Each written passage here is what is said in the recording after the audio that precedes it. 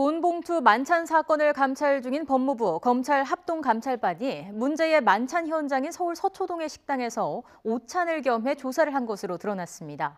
조사 방식이 부적절했다는 논란이 일자 법무부가 이르면 오늘 오후 사건 핵심 인물 조사 여부를 포함한 감찰 상황에 대한 입장을 내놓기로 했습니다.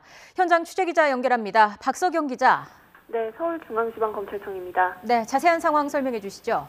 네, 해당 식당은 이영렬 전 서울중앙지검장과 안태근 전 법무부 검찰국장이 지난달 검찰특별수사본부 간부들, 법무부 검찰국 과장들과 만찬을 한 장소입니다. 이들은 이 자리에서 70만 원에서 100만 원의 경력금을 주고받은 것으로 확인돼 논란이 됐습니다. 지난 22일 법무부 검찰 합동감찰반은 중요 감찰조사 대상인 이 식당에 찾아가 현장 조사를 진행했는데요. 감찰반 관계자들은 점심시간에 맞춰 식당에 찾아가 조사 도중 식사도 하고 온 것으로 확인됐습니다. 새 정부 출범 이후에 터진 이 사건으로 검찰 개혁 논의가 가속되고 있는데요.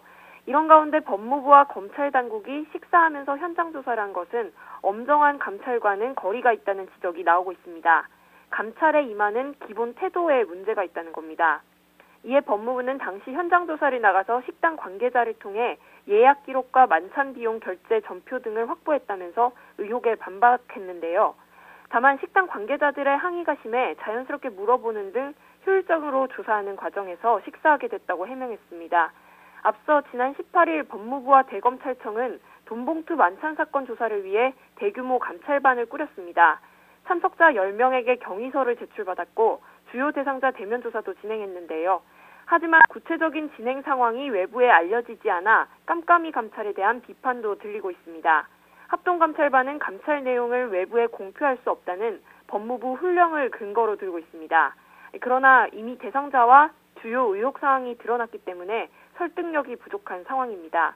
또 감찰이 시작된 지 열흘이 지났는데도 의혹의 핵심 인물인 이 전 지검장과 안 전 국장에 대한 대면 조사를 했는지도 불확실합니다.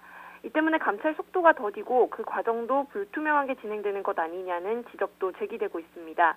이 논란이 불거지자 법무부는 이르면 오늘 오후 이 전 지검장과 안 전 국장 조사 여부를 포함한 감찰 상황을 설명하겠다고 밝혔습니다. 지금까지 서울중앙지검에서 YTN 박서경입니다.